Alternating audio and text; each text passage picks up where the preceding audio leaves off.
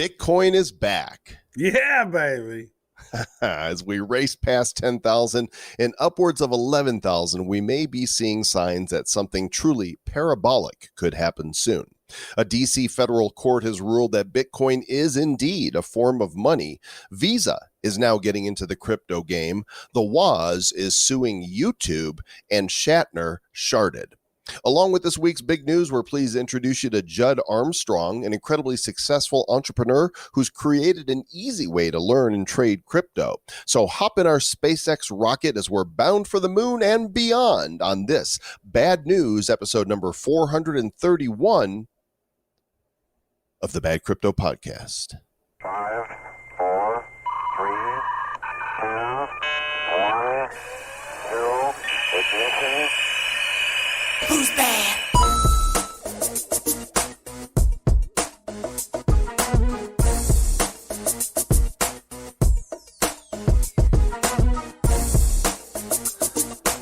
What a day, what a day, what a day, what a day, what a day, Mr. Travis Wright. It has been a day. Yeah, baby. As indeed. We just got done interviewing a gentleman with MakerDAO, Stephen Becker over there, and there's going to be an interview coming your way soon. After listening to our conversation with him, I'm not so sure we're DeFi anymore. I actually understand just a little bit about it. Yeah, so I don't know what the level is, but it's like DeFi, is that above or below dipshit? Maybe we've evolved or devolved. No matter what, we're still the blockchain blockheads, the crypto clowns, and this is the Bad Crypto Podcast. I'm Joel Comm, that's Travis Wright, and this is our bad news edition. Not that the news is bad, but we are bad. You, however, are good, little boys and girls, for joining us for this episode today. That is true. This is exciting. There's been a lot of stuff going on this week, and we're going to cover a lot of that, but the stuff that we've been dealing with these NFTs have just been overwhelming and just all good news. And so it's been fun. Yeah, we'll get to this a little later, but William Shatner, yes, that William Shatner is in the news, and something absolutely groundbreaking happened in the NFT world this morning. We'll tell you about that a little bit further on in the crack, episode. though. It was groundbreaking. Watch out for the crack. No. Never mind. Did you have something constructive to say, or is it just I had nothing constructive to say. I just had to add a dad joke. Just want to talk over me and add no value whatsoever? Nah, just a little minor humor. Very minor. Like, what's less than minor? I don't know. You got your major, your minor, and then sub. Okay. Subhumorous. Subhumorous. That's perfect. Travis Wright with his sub humor. Hey, just check the inbox, and we got a bunch of confirmations from our friends at eToro today that many of you who have mailed us and told us that you've opened up your account, you're a U.S. citizen, you want your $50 in free Bitcoin from us. Got a bunch of confirmations today. We'll be sending out those Bitcoin to you later. And if you're not one of those people, what you waiting for? What you want? Did you have some sub humor to throw in there? You signaled at me like something subhumorous was coming. No, actually, I was like, I think I was scratching my eye. You were just giving me the finger with the middle finger. It was the pleasant. It was just another pleasantry. eToro diversified portfolio of 14 popular coins. Go follow the instructions at badco.in/eToro. Get your account open and send us the info. We'll send you $50 in free Bitcoin. Super easy. They're in the news also, Mr. Travis, right here on Cointelegraph. That is true. Yeah, I saw that they enabled this crypto investment app is now able to issue debit cards in the UK. Yeah, so they're a Visa member in the UK. What's it called? Mark Millions, MARQ. The debit cards whose launch date is still unknown will initially be available to eToro Club members living in the UK, and then they will expand to other areas of Europe. The card will provide an instant cash in and cash out functionality, which should provide an additional avenue for crypto traders on eToro to convert their profits to cash. So that means that, look, when you do our little sign up thing, you instantly profit $50 right there. Mm-hmm. So converting that to cash, simple. So they actually just did that yesterday when they acquired Mark Millions, And I don't know, when it was not too long ago, they acquired the Delta app as well. We had the Delta. We had the interview with that guy. I think it's Delta coming dude. up. What's that? Delta dude. The Delta dude. Yeah, it was the Delta dude. Delta dudes. All right. Well, with that said, let's go ahead and jump into all of our news. Timestamp for those who like the stamping of times. It is July 30th, 2020, 3:15 p.m. Mountain Standard Time here in sunny, beautiful, warm, actually hot Denver. CoinGecko.com is the place we go to check the crypto markets. Current market cap for all of the cryptos which they list, which, by the way, is 7,747 coins. Market cap is $335 billion. Nice to see us above the 300 billion mark again. Bitcoin, 11,134. Ethereum, $337. XRP inching up on 25 cents. Tether, $1, stable as it should be. Bitcoin Cash, $2.95. Cardano is 14 cents. Bitcoin SV, $218. Litecoin, $57. Crypto.com's coin, the CRO coin, is 16 cents. And coming in at number 10 is the BNB Binance coin at $20. Yeah, now this week has been a really interesting week for some. Like there's this company called Yearn Finance, YFI. They're up 288%. I yearn to know more. That's crazy. Well, their price is $4,640 per coin. So they're new, Travis. It looks like their coin just came onto the market July the 17th or 18th. Wow. So it came out of nowhere. $12 million worth of 24-hour volume. That's pretty big. Got a market cap of 138 million already. Edgeware, EDG, was up 72%. UMA. Oh, UMA, love her. 67%, she's up. Elron D, ERD token up 44%. Litecoin was up 28% this week, folks. And Ethereum was also up 28.3%. And then CETH, 28%. I'm seeing a lot of 28% there. Bitcoin Cash was even up almost 25%. XRP up 22%. Bitcoin SV, for some reason, why are you even a thing? 18.6%. Nexo up 18.5%. Bitcoin up 17%. Now, Mr. Joe Com, this is interesting. I don't know if you know this, but on CoinGecko, up at the very top, it says DeFi page is now live. Check it out here. And it actually shows the top 100 decentralized, the DeFi coins by market cap. Chainlink being number one. And then Maker, we just talked about. Compound, AAVE, AVE, was the Lend token.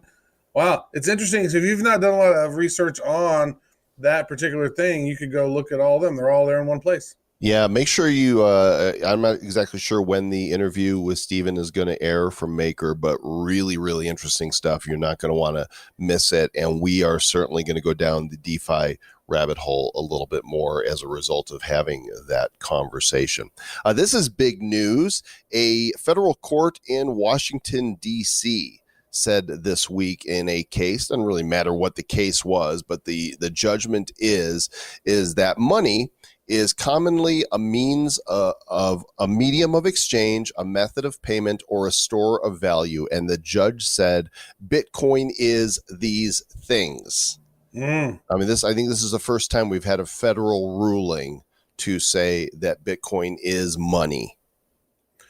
Yep, and it says that it's just another brick in the wall for states to put more precision in how crypto like Bitcoin are treated under their statuses. And so, companies transacting in Bitcoin and other cryptos are required to obtain money transmission licenses from states. They're normally forced to do that because of the money laundering thing. So there could be some changes. But again, this to me just shows this adoption. This is a big deal. They said, hey, this is money.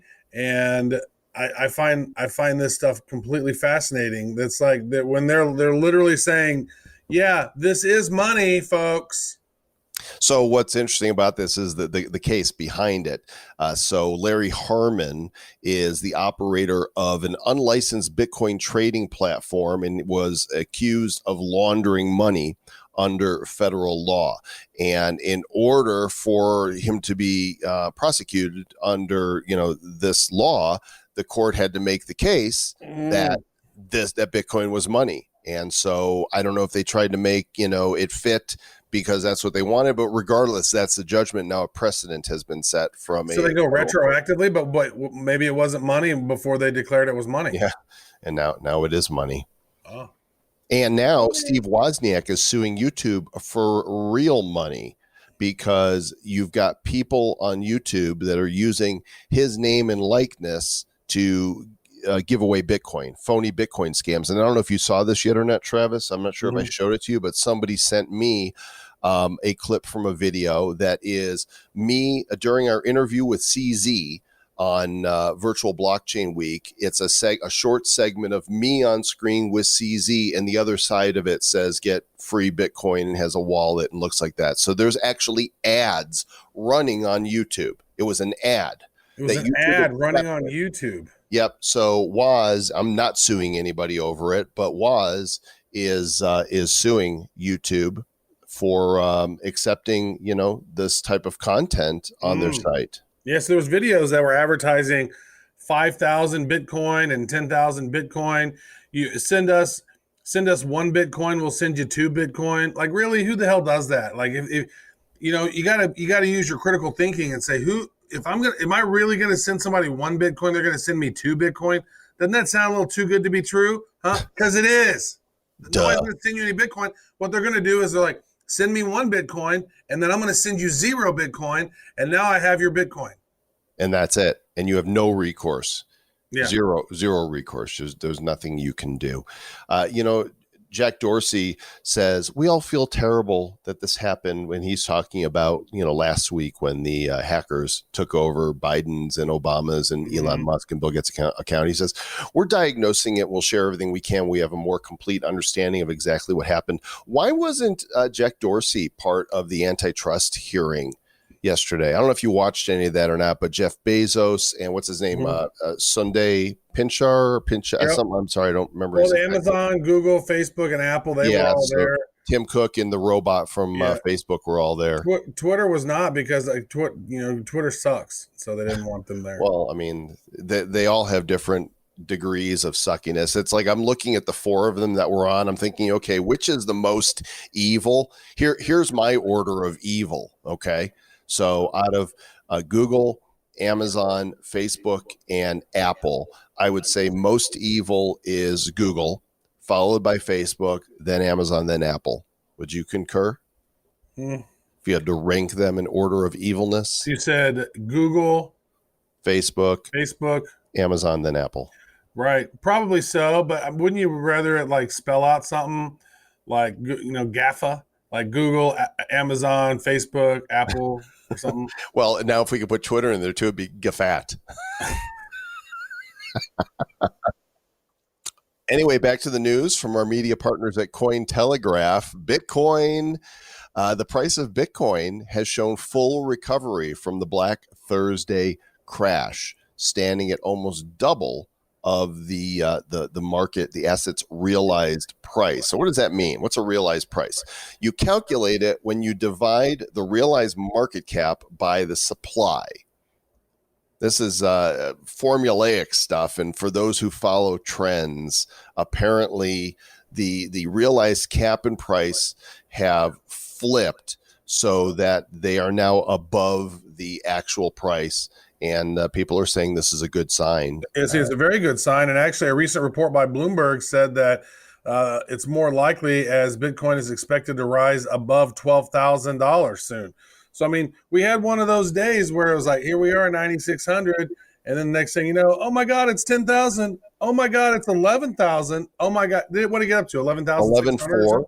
Maybe, but I saw 11.4, and currently as of this broadcast, sitting at 11,156, and usually after you see a quick spike like that, I remember it was right around 9,900 that Mate Greenspan posted a GIF on Twitter, and he had one word to go with it: parabolic. Like he was saying, "This is it. We're getting ready to shoot up." And son of a gun, he like that within a few hours.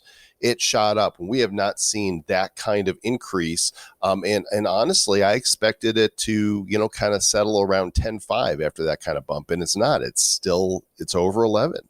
Well, you and I were having a conversation because you were watching gold and silver, and you were like, dude, look at this. Like silver is near 2000 and silver is 23 something. Like, look how much it's moving right now. I was like, do they know something we don't know?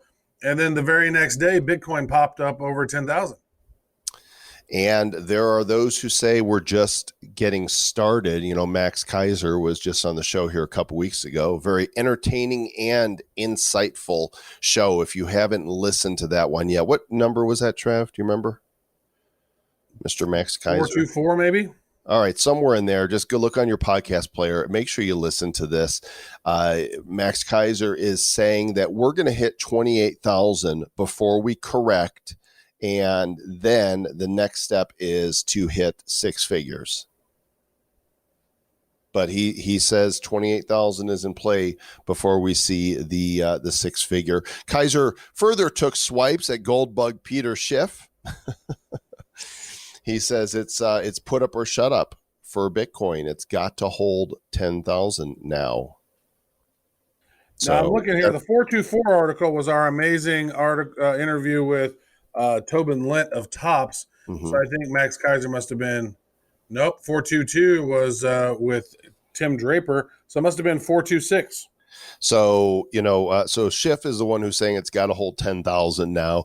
Kaiser had little time for this, according to the article, claiming that, in fact, the Bitcoin skeptic was secretly regretting his choice of gold. Somewhere at Peter Schiff is puking his brains out right now, the tweet read. Well, think about this. I mean, because, I sort of subscribed to that, too, before I really got into crypto. And I'm like, oh, man, gold is what, 1,200? Oh, it's going to be, I should get some gold. So I got some gold. Silver, at that point, silver was on the way up to 40, 50, almost $50. I was in its 30s. And I was like, wow, I probably need to get some silver. And then that all tanked. And then over the course of the next 12 years, the price has never reached those heights again. Well, at least on silver. But gold is now hitting near its all-time high. But even it's hitting that, it still hasn't doubled in value in those 12 years. And then you look at what Bitcoin was in 2009, 2010, pennies, and here it is now over $11,000. And they're thinking it's not going to stop rising until it hits $28,000, as Max Kaiser's saying. Like the amount of growth on Bitcoin is just unbelievable. The world's never seen anything like this. And yet he still, he really loves gold, but he probably would have been smart if he had at least diversified a little bit. You would think. I mean, I don't know how you look at that now and go, no, it's a scam. I mean, look at all money. the money. The U.S. government now says it's money. It's money. Yeah.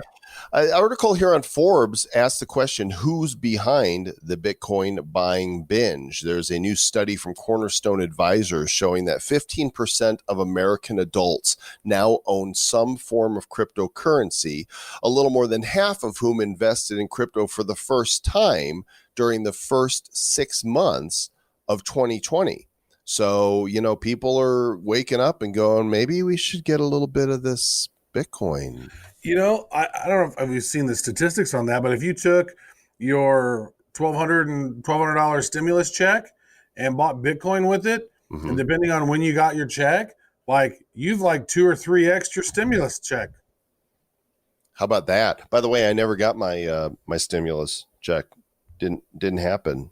They sent you a letter saying that congratulations. They sent me a letter saying it was coming. I never got it, but I talked to my brother, the CPA, and he said, if you didn't get it, if you don't need it, because I didn't actually need it, he said, if you didn't get it, you just deduct it from your taxes for the year and just say, never got it. I'm wondering, did they send a debit card to the wrong address and somebody took it and they're like, oh, I got Tolcom stimulus No, I don't money. think they sent debit cards. I think they deposited into your bank accounts if they had your bank account. I got nothing, and I liked it. Bummer. Sorry about that. I actually didn't like it at all, but yeah. Well, just as a clarification here, folks, it was BCP episode 426 with Max Kaiser. If you have not heard that episode, I would highly suggest you listen to it. It's from a couple weeks ago. One of the very best interviews that we maybe ever done in the course of the 3 years on the show. Definitely top 5. Badco.in/426. I would definitely listen to that one. There you go. Last week, we talked about MasterCard moving into crypto. This week, they are in the news again, and this is not so good for MC Card. Wirecard has been implicated in a new report on alleged criminal activities by a MasterCard executive operating at the FBME Bank in Cyprus. Dude, Wirecard has not been having a very good month. They were earlier in the news. I think it was earlier this month when they had a scandal where it said they were unable to account for a missing $2.1 billion in cash. I remember we covered that in bad news a while ago. And then that resulted in the firm's CEO, Marcus Braun, being arrested in Germany.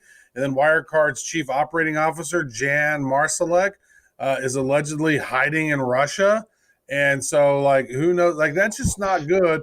People are starting to trust crypto connected to credit cards, and this company, Wire Fraud, essentially is putting a damper on that. I don't appreciate that at all. I hope they all get brought to justice. They're also being investigated by the U.S. Department of Justice over their possible role in an alleged $100 million bank fraud conspiracy connected to the ganja marketplace ETH Technologies, Inc.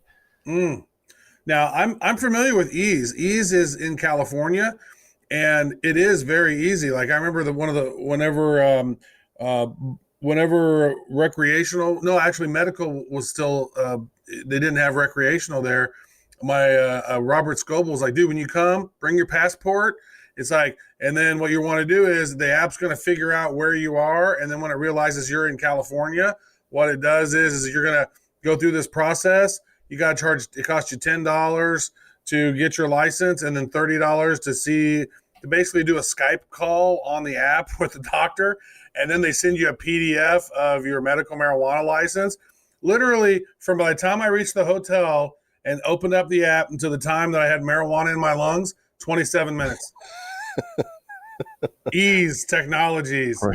Priceless? Is that what was there a priceless there you wanted to toss in or something? Yeah. Using marijuana in your lungs in 27 minutes? Priceless. Yeah, something like that.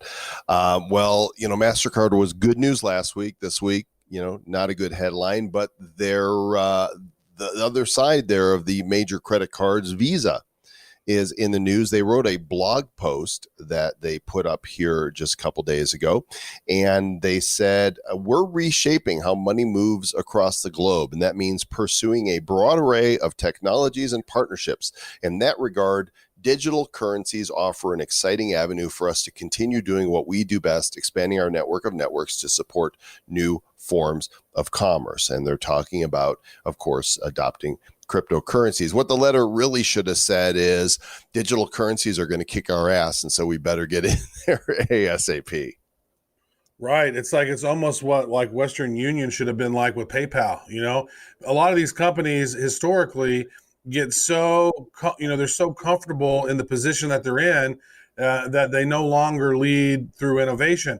And so this article that they wrote is called Advancing Our Approach to Digital Currency, Visa's Outlook on New Digital Currency Payment Flows, came out just a little while ago. I'm going to go ahead and paste that into the show notes as well, folks, so you can have a read if you so choose. Paste it. And while you're reading that, make sure you do go to the show notes. badco.in/431 is the location that you will find links to all these stories and also links to our friends at MobiPay, mobipay.io. They have updated their website, and now you can see the various products we've been telling you guys about. They've got a mainstream consumer banking app that's just called Mobi.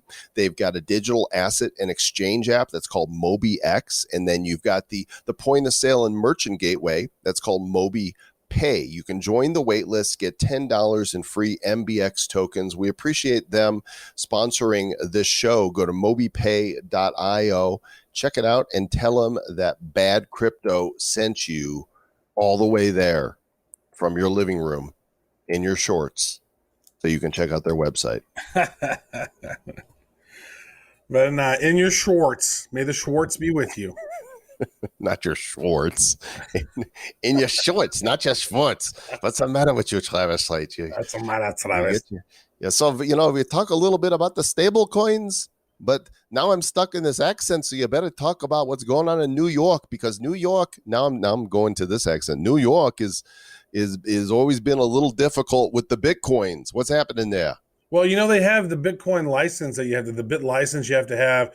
And so New York State Attorney General has wide latitude to investigate a foreign entity like iFinex, says the New York Appeals Court. So they are going after iFinex, Bitfinex, Tether Holdings. They are looking into whether or not the company is legit, doing the right thing, and that maybe try to promote a more regulated stablecoin industry, because it's not regulated really. We don't know if Tether has the right amount of tokens that it should have. It's unaudited. We don't know.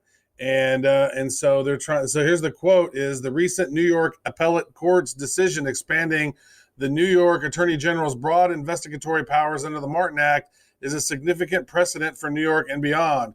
This means that the stablecoin issuers have been warned that the New York Attorney General under the Martin Act has the power to investigate your stablecoin issuance efforts." Well, there's a lot of reasons that financial institutions don't necessarily trust offshore organizations that are dealing with finances, especially when it's reported in some cases, like with iFinex, that they're not providing them with close to $1 billion of commingled client and corporate funds. They're saying that $850 million has been lost. So, be careful, folks. Be careful, for sure. And speaking of stable coins, we mentioned MakerDAO in the interview that we've got coming up with Stephen Becker here in an episode soonly. This article on theblockcrypto.com says MakerDAO has become the first DeFi protocol to hit $1 billion in total value locked up.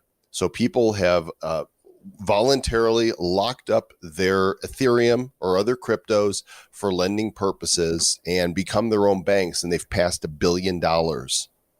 Yeah, well, that was also partially due to the fact that Ethereum went up 30-40% in the past couple weeks, right?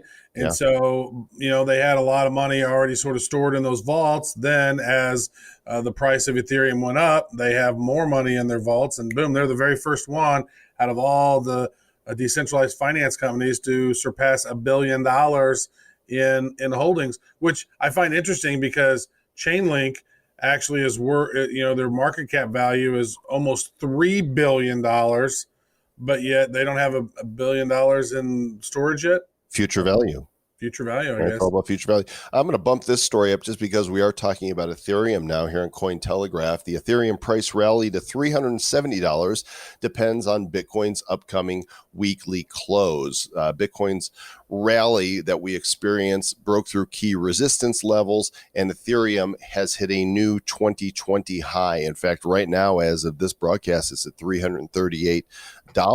So that might be the highest that we've seen for the year, give or take, a dollar, I suppose.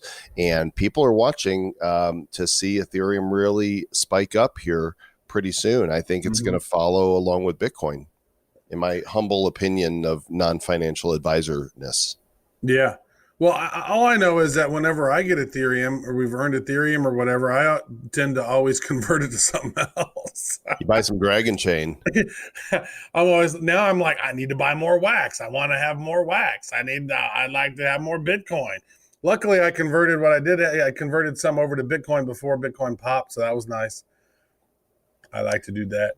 This quote from Cointelegraph contributor Michael Vandepop says a major parabolic move is unlikely to happen so soon, but this is actually a few days ago before it went slightly parabolic. He says the most likely scenario would be a staircase pattern where the price of Bitcoin rallies toward the resistance zone, rejects, and then successfully tests the previous resistance zone for support. This is funny because this is just a few days ago. This article came out. So, in retrospect, he probably wishes we didn't read this because he said, next, the price move is likely to accelerate upward once Bitcoin breaks above the high of 10,100. But then he predicts that. Well, it did. Once it popped over 10,100, it went pa-pow. Pow, boom, boom, boom. I'll tell you, I'll never forget that feeling from 2017, Travis, when every time we'd look, it's like, it's up another 500. It's up 1,000. Oh my gosh, it jumped 2,000. Holy cow, are you seeing this? And neither of us were smart enough. From 5,000 to 20,000 in such a quick amount of time. It was so insane. And neither of us were smart enough to sell right then and there. Right. I sold a little bit along the way. Yeah. Highway to the resistance zone. On the other side of the world, more crypto adoption in the Philippines. They now have 16 cryptocurrency exchanges that have been approved by their central bank. That is true. 16. Now, we have a lot of, listeners there in the Philippines. Shout out to Myra. She has rocked the Bad Crypto shirt on some photos there. Hello, Filipino friends. We love you. Yes. Well, a lot of them use the, coins.ph. And they can actually easily convert their Bitcoin to their local peso currency there. And so now, but it's 16 registered exchanges in the Philippines, not just coins.ph anymore. So they're definitely growing. And previously there were 13 approved. Now there are 16 approved, and it is growing. So crypto is definitely becoming more prevalent in Southeast Asia. Say prevalent? Is that like a cheese that's always there? Talking about bad jokes, brother. Yeah, but you laughed at that one. That's okay. So, I normally laugh. So there's that. Hey, we want to talk a little bit about Shatner and how he made history today on blockchain. But first, we've got a crypto spotlight interview we want to bring to you with Judd Armstrong. This is a spot that we were compensated for after reviewing the product and the person that wished to be on the show. We said, yes, you may sponsor the show. Come on, we'll talk to you. And we think what he's doing is interesting. I've been looking at the app Unlisted that he's got that we are members of now. I think you guys are going to enjoy this interview with Judd Armstrong of Unlisted. And it's a day for bad crypto to go down under. No, not there, Travis. I know where your mind goes when I say go down under. Yeah, I think Australia. We're not going to Australia? Okay, that's good. We can go to Australia. That's typically, if I say down under, you'd be like, still on my nether regions, mate. And I'll be like, give me a Vegemite sandwich. We have with us a gentleman who is from down under. His name is Judd Armstrong. He's an Aussie entrepreneur. He arrived in the U.S. with nothing to his name but a wedding ring and a dream. I said no and dream on. But he started with a $10 an hour retail job, tens of thousands of dollars of credit card debt, and had a wild idea to take on big headphone brands and start a wireless headphone revolution. So he created Jaybird headphones, sold it to Logitech for just $95 million, a little drop in the bucket. And since then, he's gone into the crypto space. He created an app called Unlisted. It's a crypto trading mobile app, helps investors learn about cryptos, become more knowledgeable crypto traders, and participate in a super engaging online community. Judd Armstrong, how you doing, mate? G'day, Joel. How are you, mate? G'day, Travis. I just love the Australian accent so much. Maybe it's because of our American accent. We're so used to it, but it's also some Americans can just be so, it's so harsh, right? I mean, it's not like German, where everything's Pfiffenkugels and all that, but it's, I don't even know what a Pfiffenkugel is. But, in New York, it's, hey, get out of my way. Bada bing, bada boom. Something about the Aussie accent. I just dig it. Oh, I married an American, so I'm attracted to the American flavor, mate. See, that's exactly what it is. I got a couple friends of mine who, one dude's from the UK. Actually, he's from the UK also. And then they came to the United States and just scored so many women because they just swooned over the accent. And then my friend from the UK moved to Australia, and he was like, "Dude, I've lost my superpower. I don't have a superpower now." I'm like, "Well, dude, you better have to work on your intelligence and wit or something because You're Your good I looks. want to read some books. What is it about the exotic? Eh? Absolutely. Well, congratulations on your success in selling to Logitech and basically having enough money to go, I do what I want for the rest of my life. And what I want to do is I want to play with the cryptos. So tell us about Unlisted.io. Yeah, well, actually, before I even started Jaybird, see, Jaybird was just a little fun little thing that I had on the side because I was out running between trading stocks and options. And I'd be out running and this silly iPod cable was flipping back and forward in front of me. It was getting pretty frustrating. This is 2005, so 15 years ago now. And I went back to my desk, and back at my desk was like this wireless keyboard and wireless mouse. It was completely topsy-turvy. And so I figured, hey, let's try and change this because I'd love to have something secure fit, really miniaturized, sounds great, sweat-proof, all that kind of stuff. And I've started this really big wireless headphone shift in the world. So it was really exciting to be just this little tiny crew and to have been a big part of that shift in the world and changing headphone use. Dr. Dre just called in and said 95 million. That's cute. Yeah, that's right. Yeah. So, getting back to my desk, I was just trading stocks and options back then. And I remember trading some options on dry ships. This is 2006-ish. And I went and had a shower. And while I was in the shower, I came back and I realized that I had made $5,000 by shorting dry ships. And this was one of my really early experiences. And I just couldn't believe that you could just do well in any direction. And so that's been a real interesting factor of what we've developed. It's a profitable shower. I'm gonna go take a shower after this interview, see what happens. It is where the best ideas come. Like the best ideas come in the bathroom. I think there's a book title there because it's either in the shower. There's something about that, that baptism of that moment, right? You're washing clean and you're doing something. It's mundane and your brain is, the water's hitting your skull. And that or taking a dump. I mean, you're sitting on the toilet and it's either the shower or the shitter.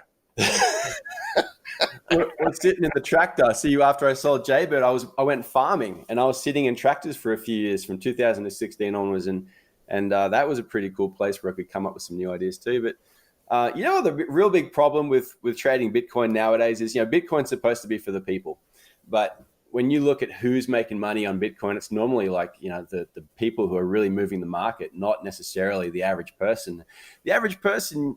What I've seen from the people who have come into our trading group is that a lot of people don't have a strategy. A lot of people don't know how to trade the market both directions. And also, technical analysis, traditional technical analysis is pretty much dead. Like when you look at the movements in price nowadays, you got BART patterns, which is, you got like essentially a bull flag looking thing. And then it dumps on whoever's trying to trade that. You look at symmetrical triangles. They'll dump and then reverse and go the other way. All kinds of different things are being manipulated and used to take people out of their trade. And it's really unfortunate. If Bitcoin is supposed to be the coin for the people, it doesn't seem to be looking like that, for most people. And the foundation of what we're doing here at Unlisted is when you look at mathematics, it is essentially through everything. It's through the universe, it's through nature, it's through, and you can see, Fibonacci movements and golden ratios, all those things are just the fingerprint of God, I'd like to say. And what we discovered, myself and Morty, we've been working together on this for quite some time, is there's actually magnetic switch points that Bitcoin can move through, and it actually bounces between these switch points. And when you can identify clearly where those are at, wow, it just changes everything. You don't have to be relying on some simple moving average where you miss most of the move anyway. You're actually finding those points where prices pull to magnetically, and then using mathematical derivatives, we can actually identify where the next one is most likely going to be. And that means that when you lose in the trade, it's actually a very small loss, and you're getting the whole move from one switch point to the next. And so far in back testing back to 2014 and in actual testing, we've been able to double our return every 6 months, which is, for me, that's super exciting. And that's not very many trades a year either. It's actually about 12 trades a year. This is fascinating to me because, I'm a big fan of sacred geometry, Fibonacci. I actually have a tattoo of Metatron's cube on my arm. Yeah, and so I'm all in on that. And so these mathematics, This reminds me, we had an interview with Max Kaiser a couple weeks ago, and he was talking about how he thinks that Bitcoin has become sentient and is actually showing us things and teaching us things. And we were laughing at him a little bit, but it's like, it seems like that there are these moments that you can identify through. Is this through technology, or is this you guys watching it, or is it you've built the code out to identify these things? How does this work? Yeah, I listened to that episode with Max actually, and he's a little bit different to my approach, but I actually had a good chuckle because there's some similarities to what he was saying for sure. Mm-hmm. So it's actually mathematically derived. What I found is that when you look at anything, like even the way that our body exists, there's boundaries to how we work. We have magnetic poles in our brain and everything. And so when you look at the foundational architecture of nature, there are magnetic poles in our brain. For example, you look at an apple, there's a magnetic pole shape to that whole thing as well. And you can actually identify that, first of all, news events, everyone's so focused on news events and where that's going to drive the price. Well, what we've found is that news actually does not create new price locations. Those locations are already there waiting for news to be the catalyst and the excuse to drive price to that pre-existing boundary to which Bitcoin can operate within. So as an example, with the March drop, it was a 50% drop, real sudden. We were already in a short, and we had a target down there waiting. And then that big long candle comes straight down to it. We couldn't believe how quickly it hit it. And of course, we reversed into a long and up it went. So that's a really good manifestation of what I'm talking about, where you actually have pre-existing boundaries in which Bitcoin can operate within. They're these magnetic switch points where it pulls it in and then repels it just as strongly. And then there's other ones as well where it's like a gate. It can be open sometimes or it can be shut sometimes. And we don't always know. And we'll do a test trade, assuming it'll go one way. Sometimes it'll fail. So then we'll just reverse engines real quick and then go the other way. So our average loss is 6%. Our average win is 56%. Wow. That's pretty good right there. So how many people are currently using the Unlisted app? So we have 300. I'm going to 1,000 and that'll be it. After that, it'll just be like, if you know someone, it'll be invite only. So you have to know someone who knows someone. You guys on your site, unlisted.io, you have a webinar that people can watch to discover, how the whole system works, right? Yeah, that's right. So we're relatively new. We've been trading this method essentially this year. So the back testing is really what we're going on, and then the actual trading this year has actually also been replicating the same result, which is good to see. So that just something to be aware of is that we are fairly new, so we don't have multiple years of trading history. But we're very open about that. We open up in the webinar and on the website, you can see the full data pack. You can see the back tested results back to 2014, and you can see the actual results since then as well. So these magnetic polar sort of identifiers, how is that all based on Fibonacci, or is it based on multiple areas of math? How are you guys identifying those polarities? Yeah, we focus heavily on golden ratio numbers, which doesn't mean that we're actually centered on that, but there's actually derivatives out of that you can use to create targets based on. We're not using RSI or anything like that, but it's the concept of, if there's a boundary in which things can operate within, then there's going to be a point in which it's oversold or overbought. And these switch points identify those, and they drift and they shift around all over the place. So depending on, let's say you've got the bottom of the market in 2014, and then you have the recent drop, and you also have the bottom of the market in 2018, they're all related. They're all correlated, even though they're at completely different price points. We have different codes for different points. I've seen other traders using the Fibonacci's and the golden ratios, and the amount of success that they've had has been, I just watch it and go, I don't quite understand how they're able to pinpoint where to put those areas of the golden ratio, but it's like, here's the 0.618 up here, and here's if it falls back down, the 0.618, all those different areas. And so you can kind of know where your range is going to be. and the upside of it, and then the downside of it. And I guess if you're able to pinpoint that at the right time, that could be pretty profitable. Yeah. The way that most people are using it is it's fairly elementary.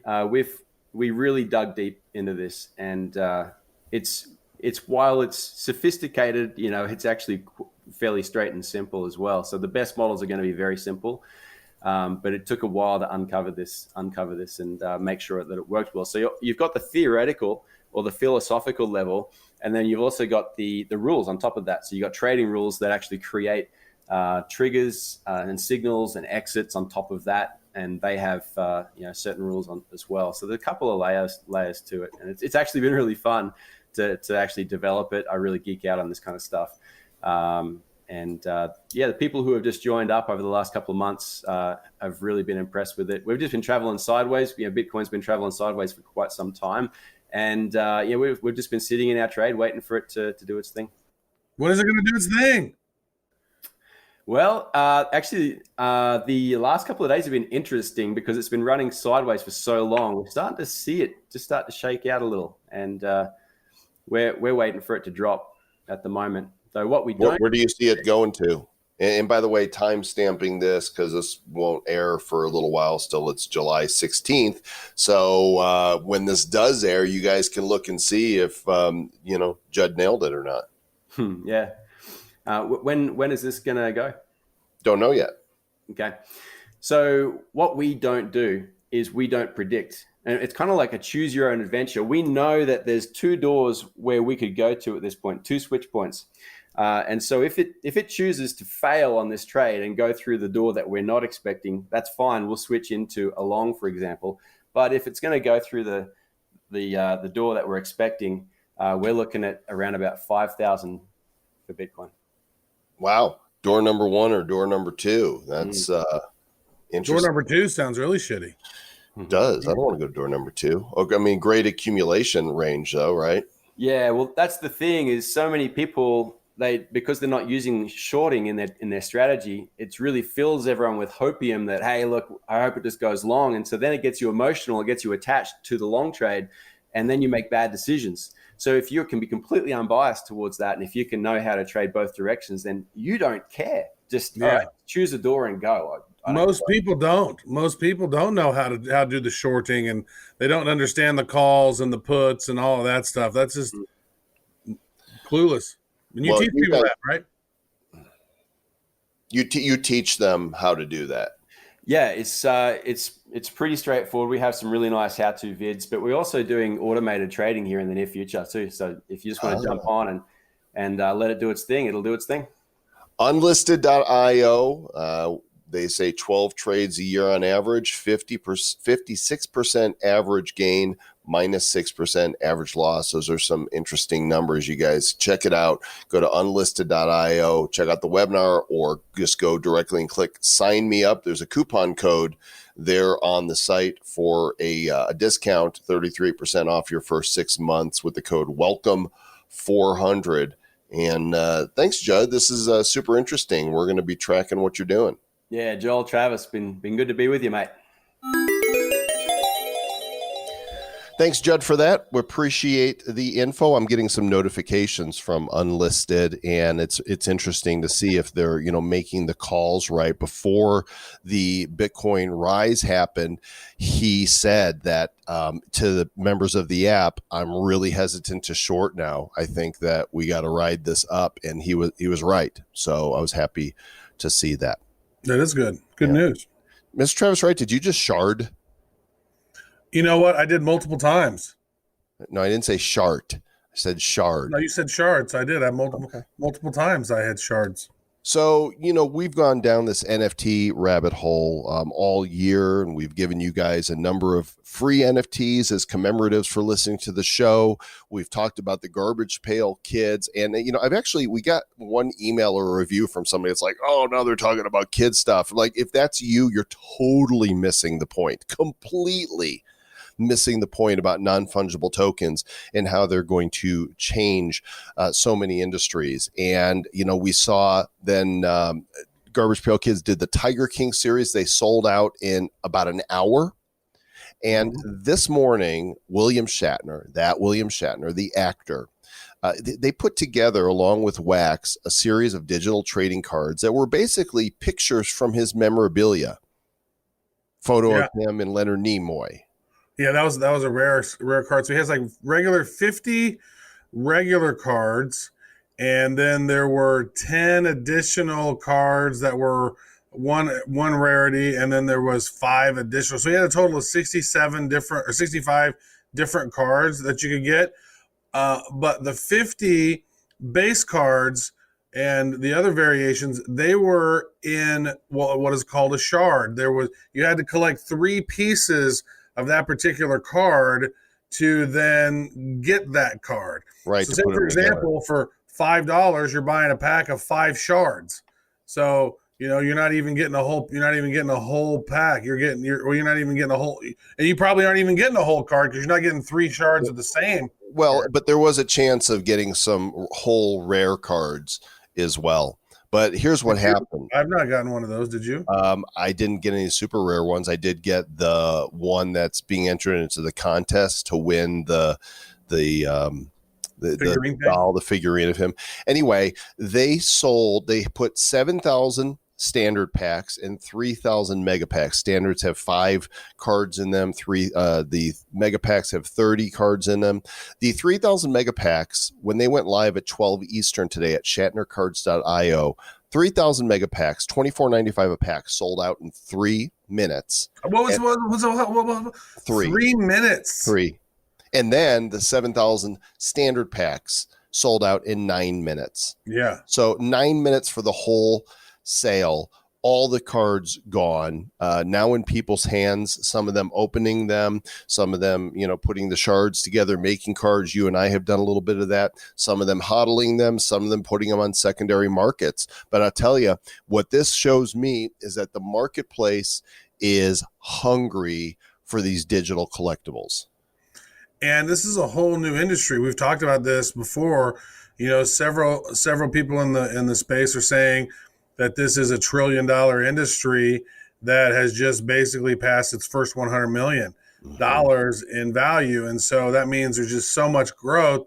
And we were seeing it, we started out this year, and even the end of last year, we were thinking about NFTs, and then we finally launched them in January, the proof of listening stuff. And so we've done 15 NFTs that we've given away. Actually, most of our NFTs that we've done, aside from this Blockchain Heroes set that we're going on sale on August 8th, is we've given them away.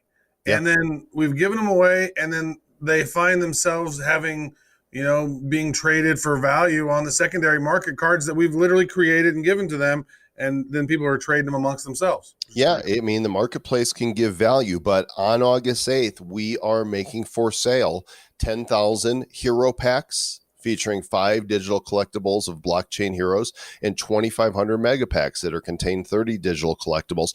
Only, look, I want to toot our own horn for a moment because we've put so much into these cards, into the artwork, into the variations, into community building, and there is a community. You guys know who you are. You're awesome. Like, we have the best community, and we get to love on them, regularly by over delivering and showing them new stuff we're coming up with because we're so excited. We've created cards we actually want to collect, and these are going to go on sale on August 8th at bcheroes.com. And if you're not on the mailing list for this, we don't send email about this to the Bad Crypto email list. You got to go to bcheroes.com, sign up there, and get on our Telegram. There's now 906 members in our Telegram.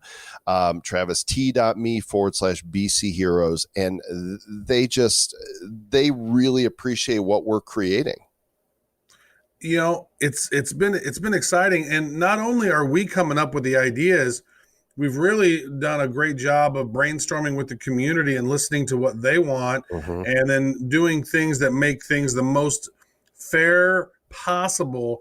Because think about this today. Somebody bought the first pack of William Shatner cards and opened it up, and they just had number 1 mints across every one of the cards that they had because there's no mechanism in there that they were using to minimize that. We are actually going to mint each number 1 card of the commons, and then the first 50 people to buy cards are going to get one of those dropped in their wallet. So we're trying to find ways to make it fair, make it exciting. We've added so much additional value. There's a lot of value that folks don't even realize is going to happen yet. Right. So, But these collectibles, I think what we're doing is we're entering into the pre-ICO phase, right, of digital collectibles. CryptoKitties had its thing, and it was a craze amongst Ethereum users. And then there was a few odds and ends ones that launched over the next couple of years, but Garbage Pail Kids kicked it up a notch. And now we're starting to see more and more of these. And I think that the marketplace is so hungry for cool digital collectibles. They love opening them. I'll speak for myself. I love opening them. I love seeing what I get. I love trading them. I love hodling them. I love selling them. I like everything about it. And they don't take up space in my apartment, right? It's all in my digital wallet, and they're cool looking. I think we're at a place. And that digital scarcity to me is what is the key to it. Is that you go, oh, well, I collected baseball cards in the 90s and blah, blah. That was the junk wax era, because they just printed millions and millions of these cards. When you get into this type of thing here, there's that digital scarcity where maybe there's one of a card, or maybe there's 20 of a card, and that's it. And you can prove that it's it because it's on the blockchain. You can see the genesis provenance of when the card was created. You can see the mint number and which order that card was created in. And if you get the very first mint, or if you get the very first card that was even generated within a set, like those are extremely valuable cards. And there are a lot of different opportunities out there in different ways that people can utilize this. They're getting very excited about it. I mean, it's a ravenous community. Well, these are cutting edge people, right? This is the new way that collectibles are going to happen. It's funny. I was on the phone with a friend, and he said to me, I'll never collect stuff like that. I want to be able to hold it. And then I made him a hypothetical. I said, all right, who's your favorite sports team?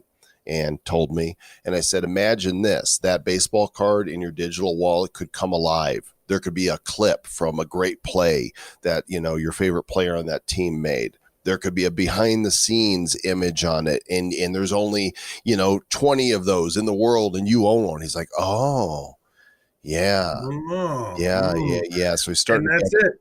Collectively, people around are going, oh, yeah. I was talking to a friend of mine who's most generally a Luddite. But he was like, wow, those actually, that makes a lot of sense, because everybody has a smartphone.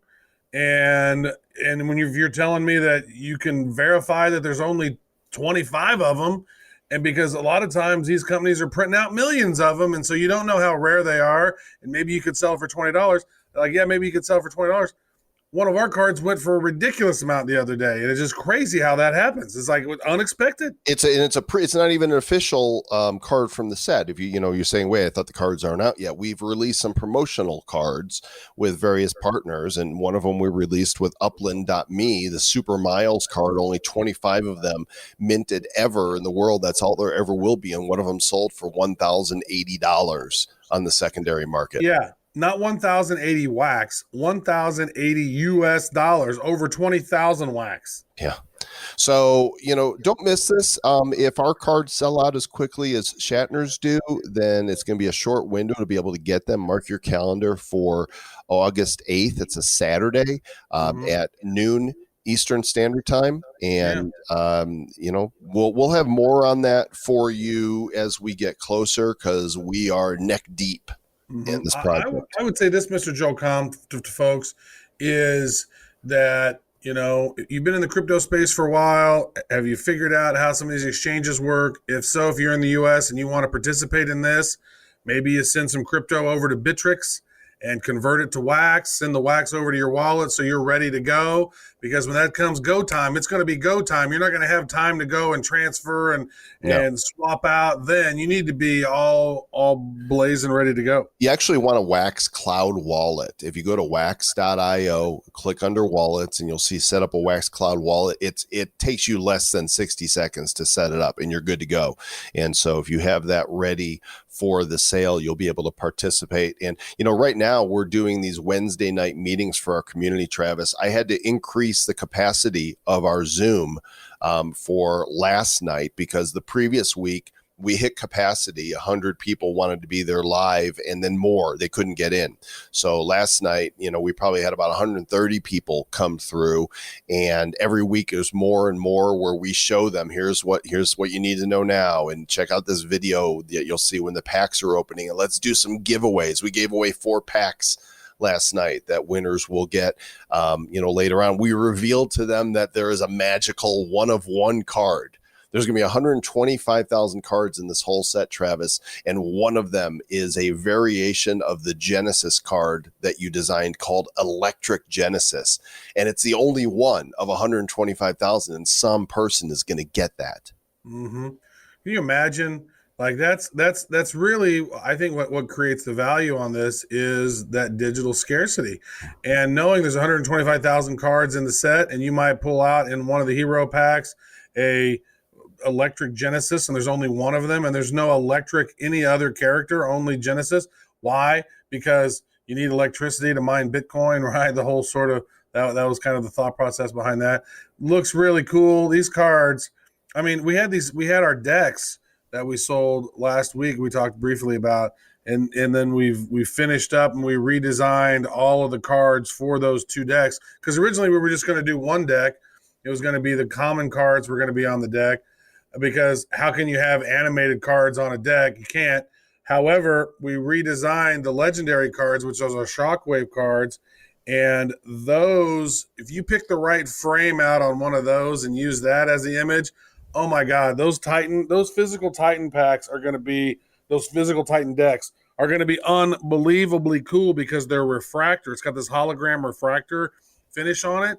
So it's like we're getting these printed at one of these like really kick-ass like physical card printing companies that do really epic stuff, and these things are going to be unbelievable.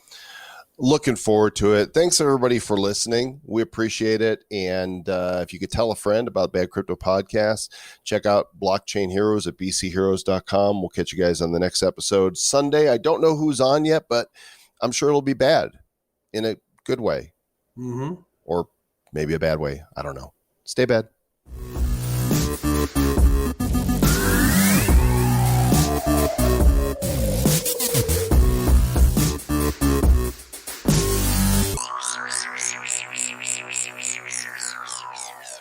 Who's bad? The Bad Crypto Podcast is a production of Bad Crypto LLC. The content of the show, the videos, and the website is provided for educational, informational, and entertainment purposes only. It's not intended to be and does not constitute financial, investment, or trading advice of any kind. You shouldn't make any decisions as to finances, investing, trading, or anything else based on this information without undertaking independent due diligence and consultation with a professional financial advisor.